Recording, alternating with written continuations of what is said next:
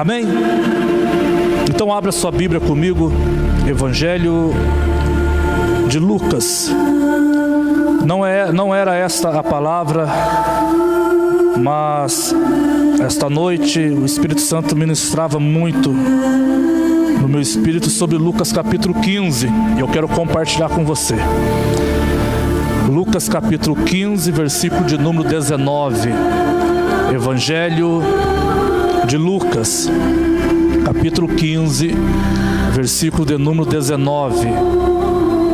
Aleluia. Se você quiser recomeçar, reprogramar a tua câmera, Evangelho de Lucas, capítulo de número 15, versículo de número 19. Uma passagem inclusive muito conhecida mesmo. E aí o objetivo aqui é que a gente cresça junto essa noite.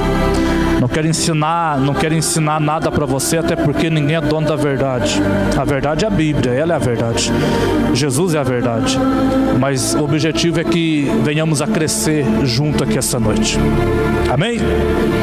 Lucas 15, 19, a Bíblia diz assim: já não sou digno de ser chamado teu filho, trata-me como um dos teus trabalhadores. E levantando-se foi para o seu pai. Vinha ele ainda longe, quando seu pai o avistou, e compadecido dele, correndo, o abraçou e o beijou. E o filho lhe disse: pai, pequei contra o céu e diante de ti, e já não sou digno de ser chamado teu filho. O pai, porém, disse aos seus servos: trazei depressa a melhor roupa, vestiu-o, pondo-lhe um anel no dedo e sandália nos pés. Trazei também e matai o novilho cevado, comamos e regozijemo-nos, porque este meu filho estava morto e reviveu, estava perdido e foi achado, e começaram a se alegrar. Amém. Essa passagem ela é muito conhecida, você já sabe ela de cor, de tão conhecida que é esta passagem do filho pródigo. Um filho que resolveu sair de casa porque na visão dele ele estava preso, ou então estava sendo impedido de viver a vida que ele queria viver. Ele resolve então a se afastar, e a Bíblia diz que ele vai para uma terra não perto, ele vai para uma terra distante. E nessa terra distante, o texto de Lucas, o médico Lucas escreve que nessa terra distante ele gastou todo o seu dinheiro, gastou toda a sua herança que ele havia recebido do seu pai, com as meretrizes, com festa e com um monte de bagunça que ele deve ter entrado. Ele perdeu tudo que ele havia recebido e ganhado do pai. Então, já que agora ele não tem dinheiro mais, ele precisa arrumar um emprego, mas quando ele vai trabalhar, as pessoas não o pagam como deveria pagar, e a forma de pagamento que aqueles homens acharam de pagar ele é dando comida, ou seja, ele trabalhava em troca de comida. Na casa do pai ele era filho, agora longe da casa do pai ele se tornou escravo.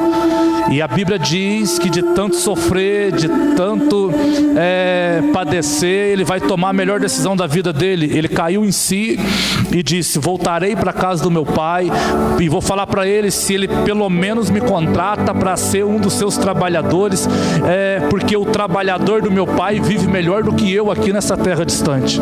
E o texto sagrado diz que aquele homem volta, e quando ele volta para casa, o pai está à espera dele, e o pai o abraça, o pai o beija, o pai devolve o anel que ele tinha perdido, o pai coloca sandálias novas nos seus pés, o pai coloca uma roupa nova no seu corpo, mata um bezerro cevado, e a Bíblia diz que eles fazem uma festa naquela noite, todos se alegram, todos são abençoados, e a história termina com um final feliz.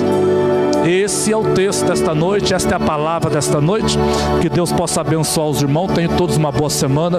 Vou dar a bênção apostólica. Estou brincando, irmão, vamos por parte. Estou centralizando, estou localizando você no texto. Essa é a história que Jesus contou. Agora, vamos por parte. A Bíblia diz que esse jovem, que esse moço se sentiu no direito de encurralar o seu pai e falar para ele: olha, eu preciso da parte que me cabe da herança. Em nenhum momento o pai o questiona. Em nenhum momento o pai fala para ele: eu acho que agora não é o momento de você fazer isso. Eu acho que agora não é a hora certa de você fazer isso. Mas aquele menino, ele é irredutível. Ele quer porque quer a sua parte. Ele quer porque quer a sua herança. Mas mal sabia ele que a maior herança era de estar na casa do pai. A maior herança que ele poderia ter era permanecer junto com o pai. Querido, deixa eu dizer algo para você. O fato de você estar junto de Deus, o fato de Jesus ter te salvado, o fato de Jesus te amar, o fato de Jesus ter dado a vida dele por você, precisa valer mais do que qualquer outra história que você construir aí fora, longe dele. A tua maior herança está aqui. A tua maior herança é ser comprado por sangue. A tua maior herança é ter achado um lugarzinho no coração do Pai. Essa é a tua maior herança. Mas aquele moço, aquele jovem, aquele menino, ele acha que ele tem um direito de alguma coisa. E o nosso pior problema, querido, é quando a gente acha que tem um direito de alguma coisa. A pior coisa que pode acontecer no coração de um homem, no coração de uma mulher, é quando ele acha merecedor de alguma coisa. É quando ele acha que tem direito de alguma coisa. Não, nós não temos direito de nada. Nós não somos merecedores de nada. Nós somos adotados como filhos, somos recebidos como filho pelo sacrifício de alguém perfeito, a saber, Jesus Cristo de Nazaré. Fomos enxertados na videira, achamos um coração, ou seja, um lugar no coração do Pai. Nós não temos direito a nada, nós não somos merecedores de nada. Efésios 2:8, a Bíblia diz que nós somos salvos pela graça. Isso é graça, é favor imerecido de Deus para conosco. E o pior problema de um ser humano é quando ele começa a achar que tem direito de alguma coisa. É quando ele começa a achar que é merecedor de alguma coisa. É por isso que Jesus, olha a loucura do Evangelho. É por isso que Jesus disse assim: se alguém te bater na direita, dê também à esquerda. Você tem o direito de revidar, mas não revide. Você tem o direito de reclamar, mas não reclame. Você tem o direito de achar ruim, mas não ache ruim. Ofereça o outro lado. Olha a loucura que é o Evangelho. Jesus disse: se alguém quiser te roubar a túnica, ou então se alguém quiser te roubar a capa, dê também a túnica. Olha a loucura do Evangelho. Jesus estava dizendo: olha, você pode até entrar na justiça, você pode, não, mas não faça isso, deixe ele levar a túnica também. Olha o que é a loucura do Evangelho. Jesus disse assim: aquele que perder a sua vida, ele vai ganhar. Aquele que morrer, ele terá vida eterna. Olha que loucura que é isso. É difícil o ser humano entender a pregação, a mensagem que saía da boca de Yeshua. Como é difícil isso, uma igreja entender, ou então começar a andar naquilo que o coração do Pai quer para eles. Como é difícil alguém entender esta lógica do céu. Como que pode, se você quer viver, tem que morrer? Como que pode, para você ganhar, ter que perder? Que espécie de mensagem é essa que Jesus pregava?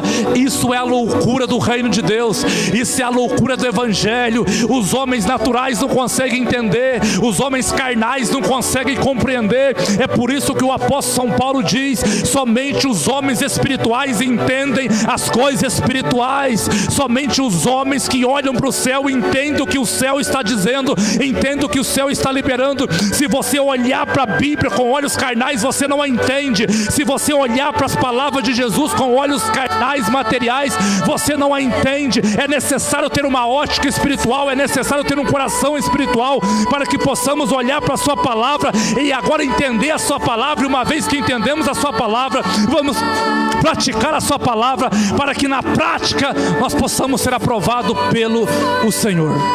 Entende essa verdade, querido? Como é difícil isso, a pessoa entender. Como é difícil, principalmente, a pessoa viver isso. Espera aí, para me ganhar eu tenho que perder. Para mim viver eu tenho que morrer. Para mim ser grande eu tenho que ser pequeno. Para mim ser exaltado eu tenho que ser humilhado. Tem, querido, essa é a lógica do Evangelho. Essa é a loucura do Evangelho. E Nós precisamos olhar para isso e deixar o Espírito Santo tomar o lugar dele uma vez mais no nosso coração, para que não sejamos guiados por vista, mas que sejamos guiados por fé, para que o Espírito Santo assente no nosso coração e ele seja o comandante da nossa vida, ele seja o general da nossa vida, e não sejamos conduzidos pela nossa vontade, pelos nossos sentimentos, mas sejamos guiados pelo Espírito Santo, conduzidos pelo Espírito Santo, direcionados pelo Espírito Santo. Que sermão simples é este que Jesus pregou sobre o filho pródigo? Que mensagem simples, que sermão simples, fácil de entender. Mas se a pessoa não olha com olhos espirituais, ela não capta, ela não entende, ela não recebe aquilo.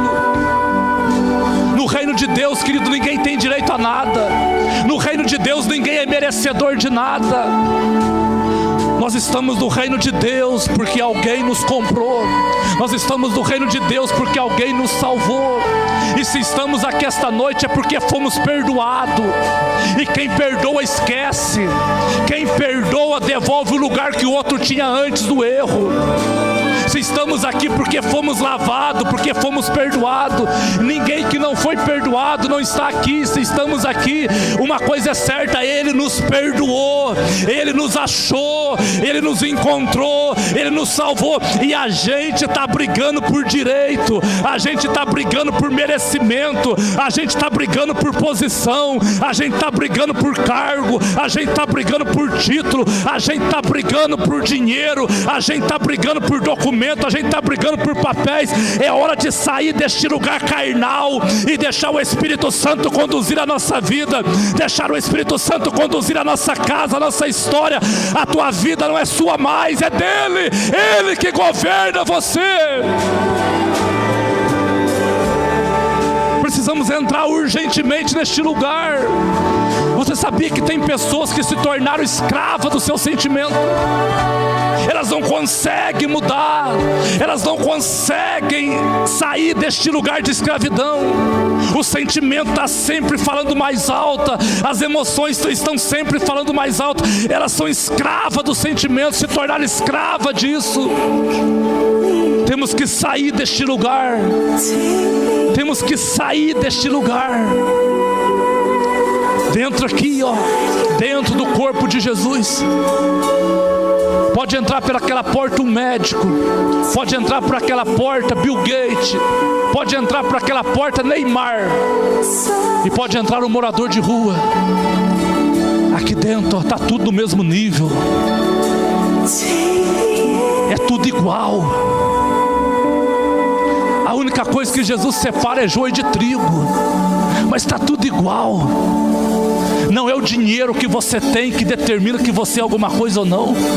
Não é a posição social que alguém tem que vai determinar se ele é alguma coisa ou não. Não se trata disso, não se trata de status, não se trata de aparência, não se trata de posição social.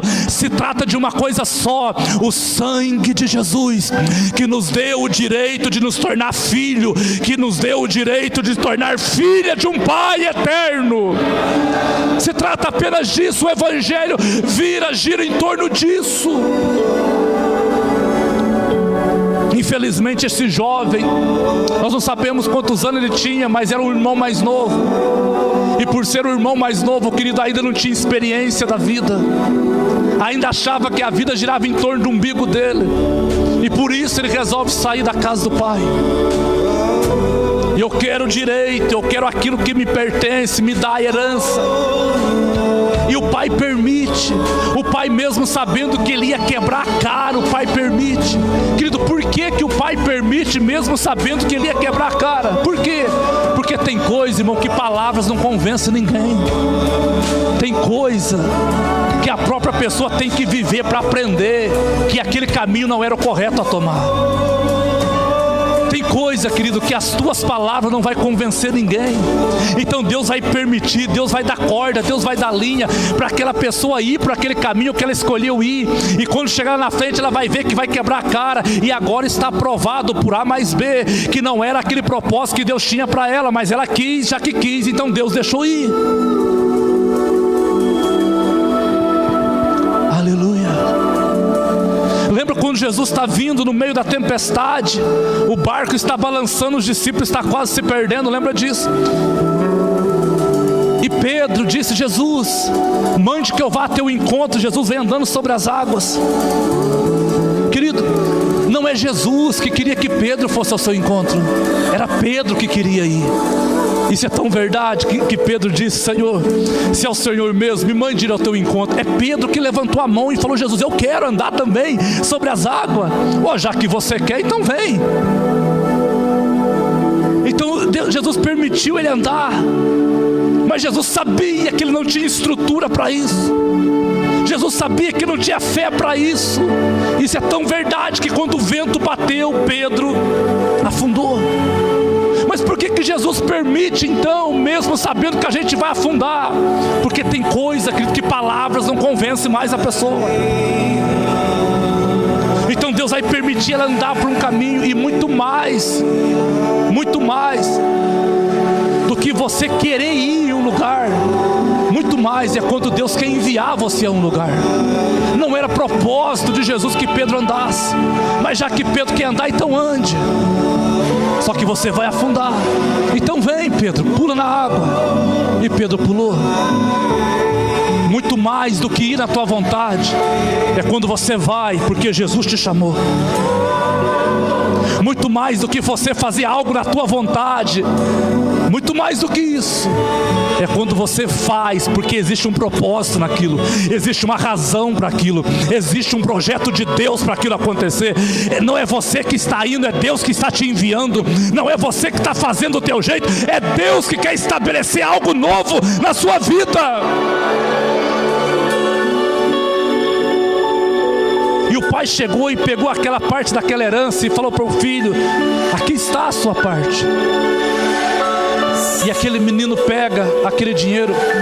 Ou seja, aqui também nos fala de imaturidade. Imaturidade. O irmão mais novo que quer a sua parte, sendo que tudo já era dele. Uma vez ele estando na casa do pai, tudo já era dele. Agora ele quer uma parte. Olha a falta de entendimento. Olha a falta de raciocínio espiritual. Sabe o que eu vejo aqui? Deus não quer te dar uma parte. Deus quer que você desfrute de tudo daquilo que já é seu. Eu não vou chegar em Deus para pedir uma parte. Eu vou me associar a Ele, eu vou receber Ele, eu vou andar com Ele, para que eu possa acessar tudo aquilo que já é meu por direito. Estou pregando algo sobre o reino de Deus aqui essa noite. Estamos ministrando sobre algo aqui essa noite que tem a ver com o reino de Deus. Porque eu já disse várias vezes aqui, reino de Deus não é você ir congregar lá em outra denominação. Não é, claro que não. Isso é apenas uma unha do que é reino de Deus.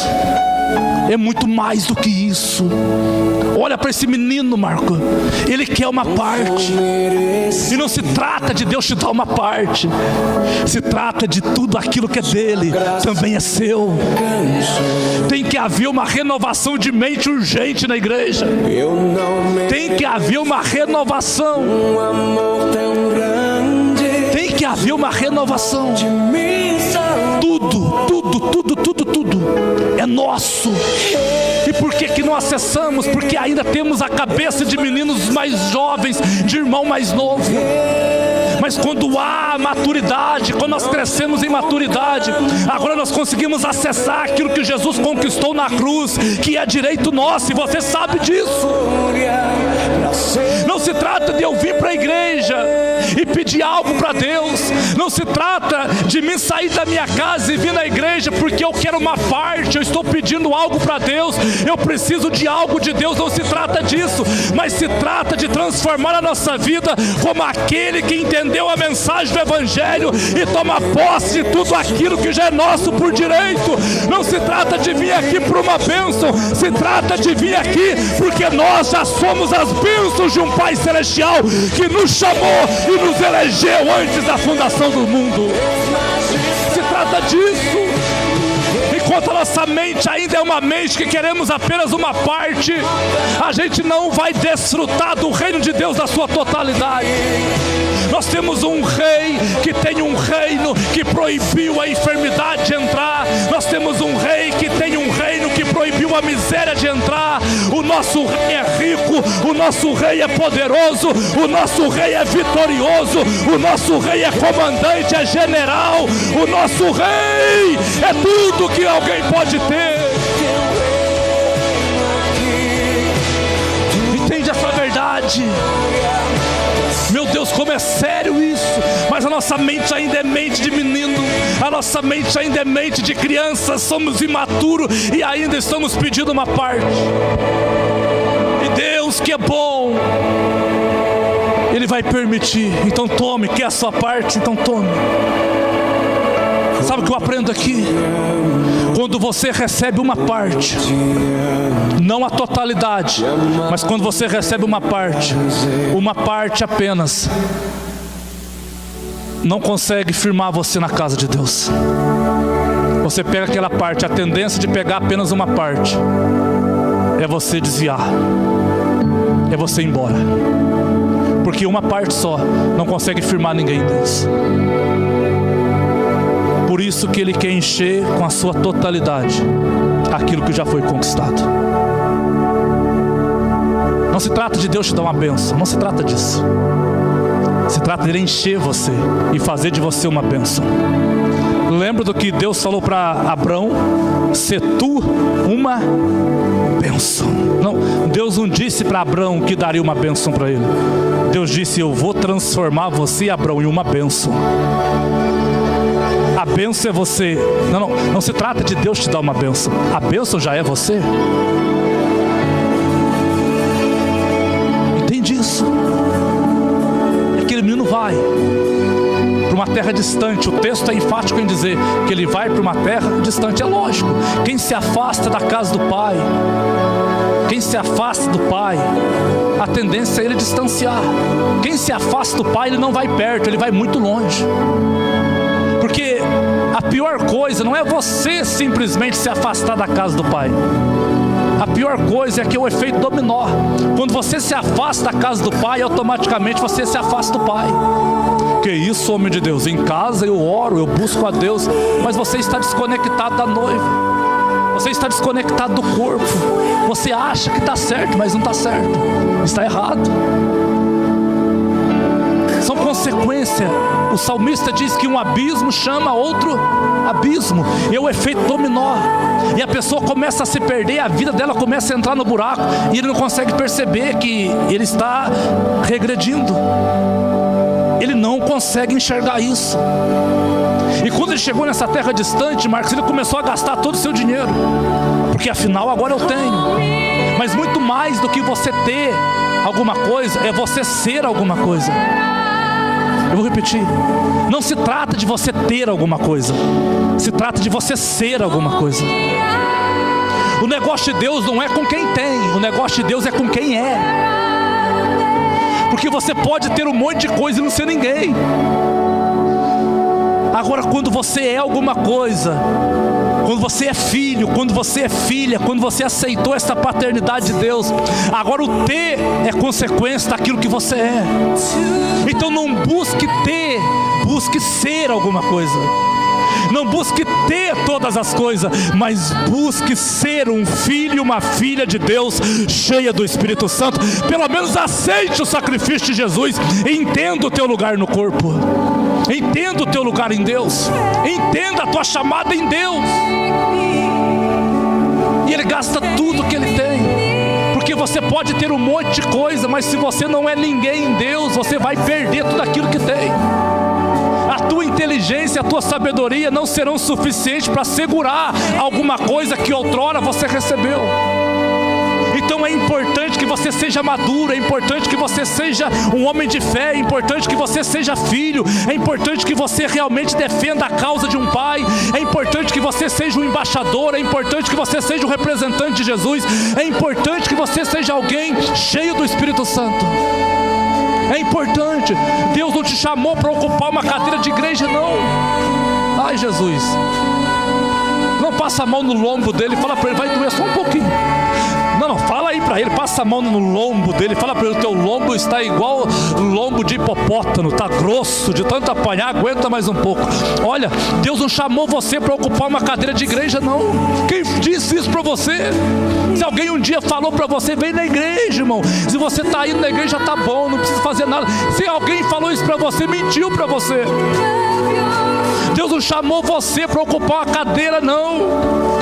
Deus chamou você, Jesus, Deus chamou você para ser alguém que vai trazer a sua glória sobre esta cidade, para ser alguém que vai trazer a sua presença sobre esta cidade, para ser alguém que vai mudar uma geração inteira. Querido, ocupar a cadeira quem vai no cinema ocupa, ocupar a cadeira quem vai no teatro ocupa, ocupar a cadeira até quem vai torcer para o Corinthians ocupa. Não, a igreja não foi chamada para ocupar a cadeira, não. A igreja não foi chamada nem para estar dentro de quatro paredes. A igreja foi chamada para pegar a sua espada e sair lá fora, nos becos, nas encruzilhadas, nas favelas, e fazer a diferença naquele lugar. Alguém mentiu para você quando disse, não, vai para a igreja. Não se trata de ocupar uma cadeira, se trata de ocupar um lugar no reino de Deus. Se trata de ocupar uma chamada no reino de Deus. Então essa noite pisa nas tuas emoções, pisa no teu sentimento, pisa na tua vontade, pisa naquilo que você acha que é errado ou acha que é certo. Pisa em tudo isso, levanta a tua mão para o céu e faz como o profeta Isaías fez. Senhor, eu estou aqui, envia-me a mim. É só o Senhor mandar e eu irei, é só o Senhor falar e eu irei. Eu serei alguém diferente a partir desta noite.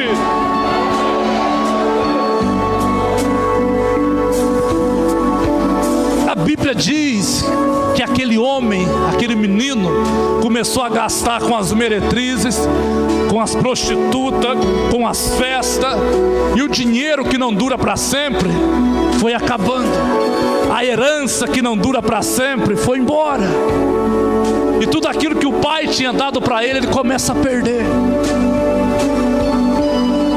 E vai perdendo, e um abismo vai chamando outro abismo, um abismo vai chamando outro abismo, e ele vai perdendo, e vai perdendo. Ele não perde da noite para o dia, não. Com o passar do tempo, ele vai perdendo, até o ponto que ele não tinha mais nada. Ele disse, eu preciso trabalhar. E quando foi arrumar um emprego, um trabalho, o homem disse para ele, olha, aqui a gente te contrata, mas dinheiro nós não pagamos, você vai trabalhar em troco da comida. Espera aí, quem trabalha em troco da comida é escravo. Na casa do pai, ele era filho. Longe do pai, ele se tornou escravo. Longe de Deus, longe da sua presença, longe das suas mãos, longe do seu coração, nós nos tornamos escravos. E o escravo, ele não consegue mudar uma situação. O filho, pela autoridade que tem, ele transforma uma situação. O escravo não. O escravo, ele começa a ser capaz da circunstância. Aquilo que a circunstância está dizendo, assim é a vida dele. Ele não consegue mudar uma circunstância, ele não consegue mudar uma situação. Por quê? Porque ele perdeu o lugar de filho e se tornou escravo. Então ele não consegue mudar aquela situação que ele está vivendo, porque não tem autoridade mais. Ou seja, os prejuízos são enormes quando nós saímos do coração do Pai. Então não basta, muitas vezes a pessoa falar, olha, eu sou um seguidor de Jesus, eu ando com Jesus, eu venho na igreja. Não se trata disso. Não se trata disso. Porque tem muita gente que anda com Jesus, ele tem a síndrome de Tomé. Qual é a síndrome de Tomé? Mesmo andando com Jesus, ele não conseguia acreditar em nada do que Jesus fazia. Mesmo andando, e era discípulo, mesmo andando com Jesus, mesmo Jesus tendo sido ascendido ao céu, Tomé não conseguia acreditar em nada do que Jesus fazia. Então não se trata de você andar com Jesus se você não tem um lugar no coração dele. Não se trata de apenas andar com Ele. E qual é a diferença de Tomé e de João? João tinha um lugar no coração dele. Sabe por quê? Porque quando a ceia era servida, João corria e sentava bem do lado dele. E os discípulos ao redor de Jesus, eles faziam um círculo, né? Um círculo. E o círculo aqui, ó, ele é parecido, ele tem um sinal de uma aliança, porque toda aliança é redonda. E João corria e sentava bem do ladinho de Jesus. E ainda colocava o seu ouvido no peito de Jesus. E ouvia o bater do coração de Jesus. Tum, tum, tum, tum. Por quê? Porque quando se tem uma aliança verdadeira com Ele, a gente consegue ouvir o que o coração dele quer para nós.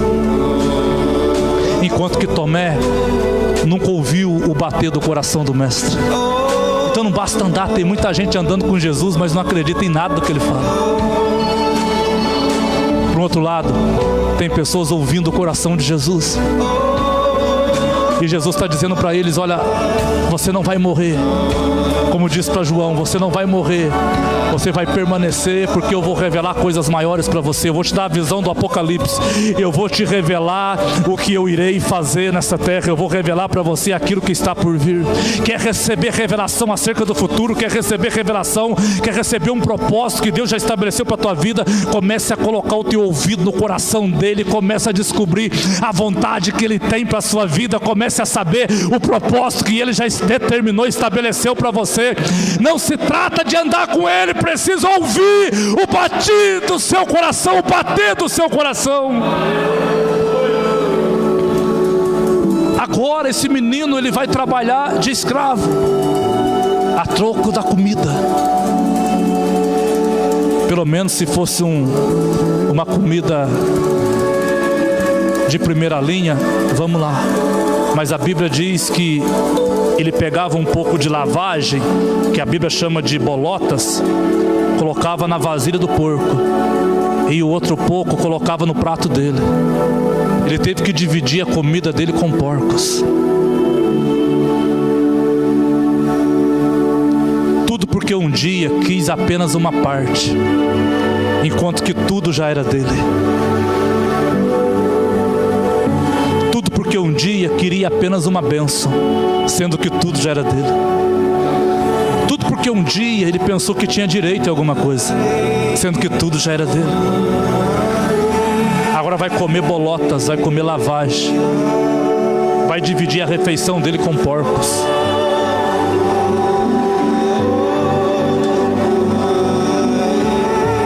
Mas um determinado dia ele disse, eu vou voltar para a casa do meu pai, porque eu vou pedir para ele me contratar.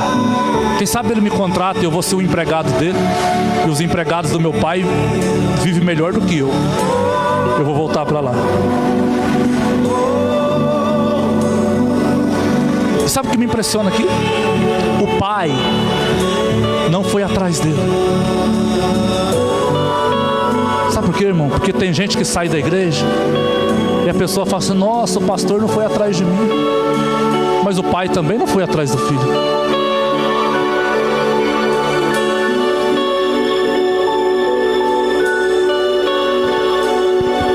Jesus conta em Lucas 15 3 parábolas. A ovelha que se perdeu, a dracma que se perdeu e a parábola do filho pródigo. A dracma e a ovelha que se perdeu, o pastor procurou e a mulher que varria a casa procurou a dracma até achar. Por quê? Porque elas se perderam. Mas o filho tomou uma decisão de ir embora. Ele foi embora porque quis. Ele não se perdeu, ele foi porque quis. E por isso o pai não foi atrás. É você que escolheu isso para você.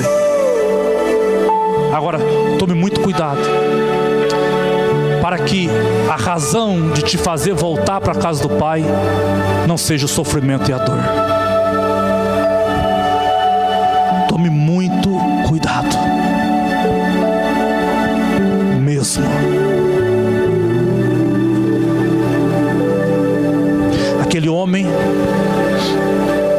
cansado do sofrimento, disse: eu vou voltar para a casa do meu pai. E muito mais do que voltar para a casa do pai, é voltar para os braços do pai. Que não se trata de ocupar uma cadeira, é que não é possível, porque se fosse possível, a gente fazia cultos nas praças, de segunda a segunda. Mas precisamos de um lugar para comportar o povo, porque não se trata disso.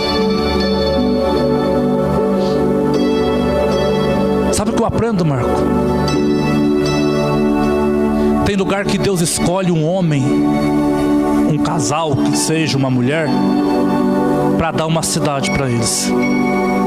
E te provo na Bíblia. Por que Jonas ganhou 120 mil pessoas? Porque Deus escolheu Jonas para dar Nínive para ele. E qualquer outro que entrasse lá dentro não ganharia Nínive. Deus já tinha predeterminado que seria Jonas.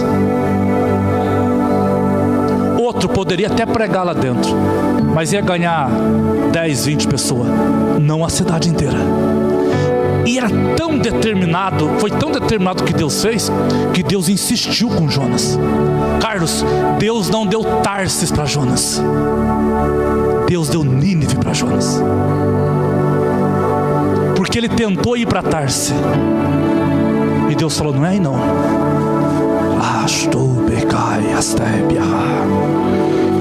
Não é aí, é Nínive.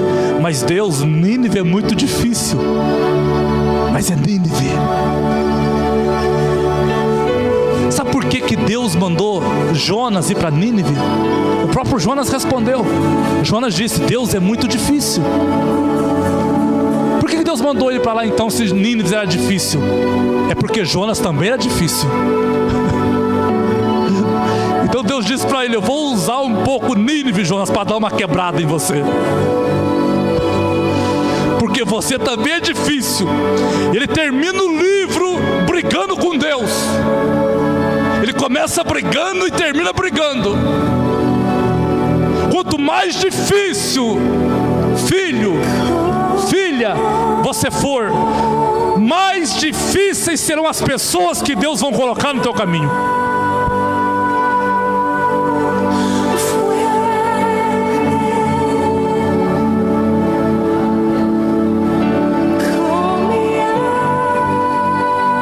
Hoje eu estou pregando sobre o reino de Deus, não é sobre bênção. Entende isso? Oh, povo difícil, povo de Nínive. O Jonas disse: são rebeldes, Deus, mata os profetas que lá vão. Não, eu não vou não. Me dá Tarsis, eu quero Tarsis. Não, você é difícil também, Jonas. Você é complicado de lidar. O teu caráter é difícil, a tua personalidade é forte. Eu vou te mandar lá. Isso é tão verdade que o Carlos pregou aqui domingo. Isso é tão verdade que Deus fez nascer uma planta, a sombra veio. Foi ou não foi? E Jonas falou: até que enfim Deus está falando a minha língua. Agora mandou uma sombra para mim me refrescar. No outro dia um verme brotou da terra, comeu a planta, e Jonas perdeu a sombra.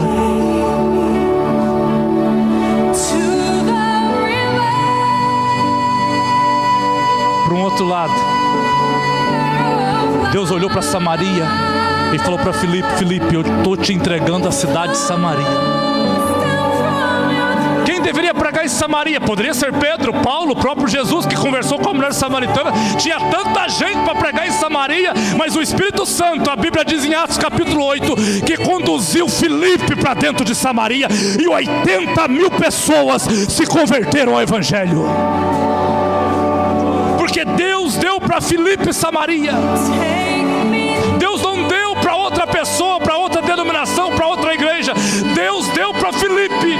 E Filipe não era apóstolo, Filipe não era pastor, Filipe não era evangelista, Filipe não era profeta, Filipe era um diácono que foi levantado em Atos capítulo 6 por uma comissão de apóstolos, quando olhou para eles e disse: vocês serão diáconos e vão cuidar das causas da viúva.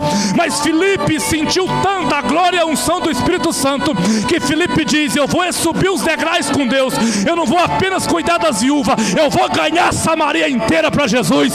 Eu quero mais que venha da parte de Deus sobre a minha vida. Sempre deseje mais para a tua vida, sempre queira mais de Deus para você, sempre deseje ter mais do Espírito Santo sobre a sua vida. Não há limite para a unção de Deus sobre nós aqui essa noite.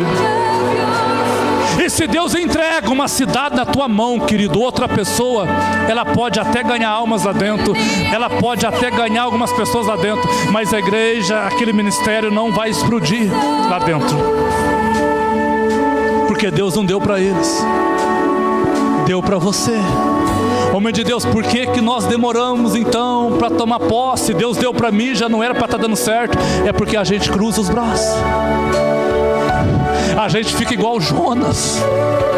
Deus, eu vou insistir lá em Tarso, eu vou para lá, Deus. Não, é aqui, ó, no meio desse povo difícil que eu vou te usar. É no meio dessa terra apertada que eu vou te usar, Marcos. É aqui, o dinheiro está curto, a perseguição está demais, a família está me perseguindo, mas eu dei para você essa cidade. É você que vai prosperar aqui dentro.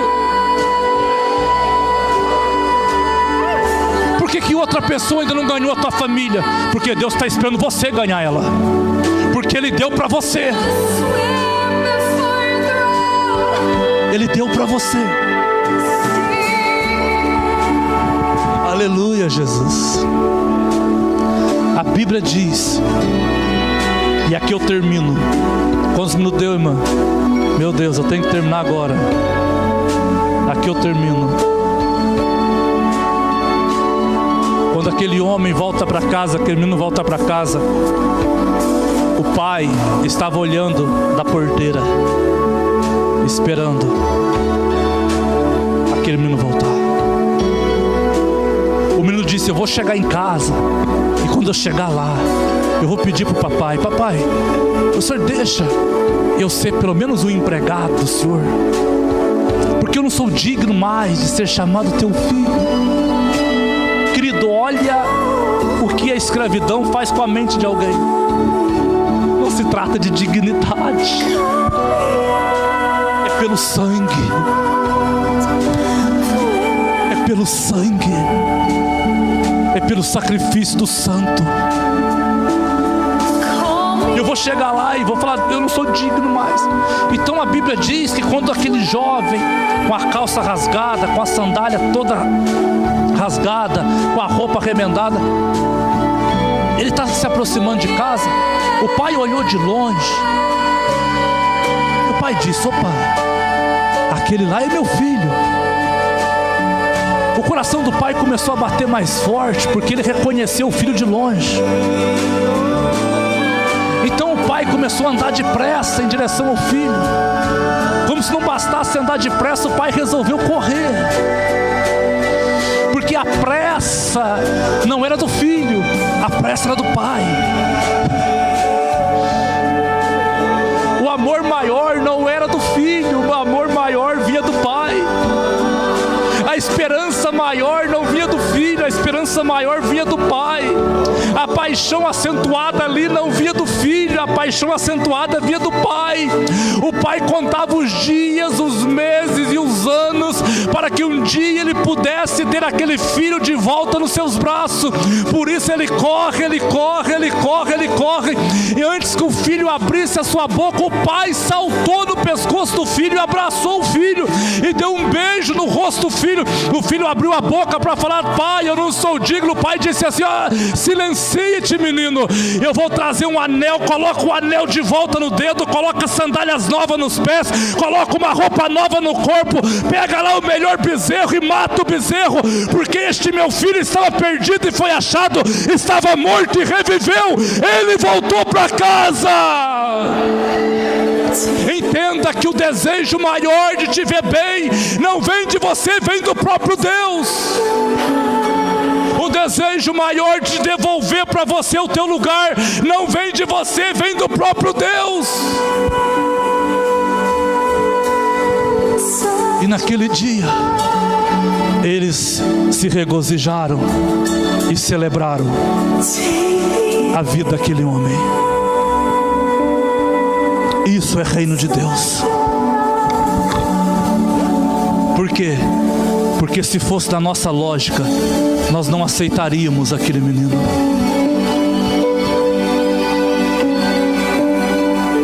Porque nós iríamos apontar na cara dele: ué, mas você não perdeu tudo? Eu não te dei tudo? O culpado é você. Mas quem perdoa, esquece.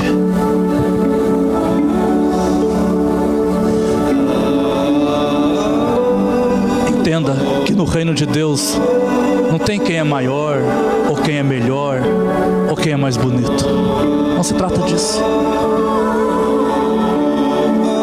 Por isso eu comecei o culto dizendo: eu não vim ensinar nada para ninguém. Eu quero compartilhar algo com vocês para que possamos crescer junto.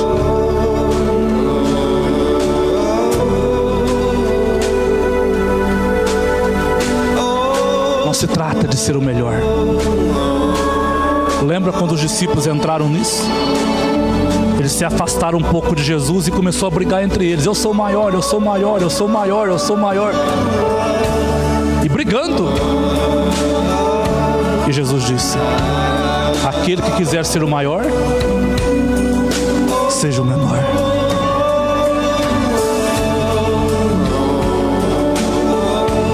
Vamos ficar de pé em nome de Jesus.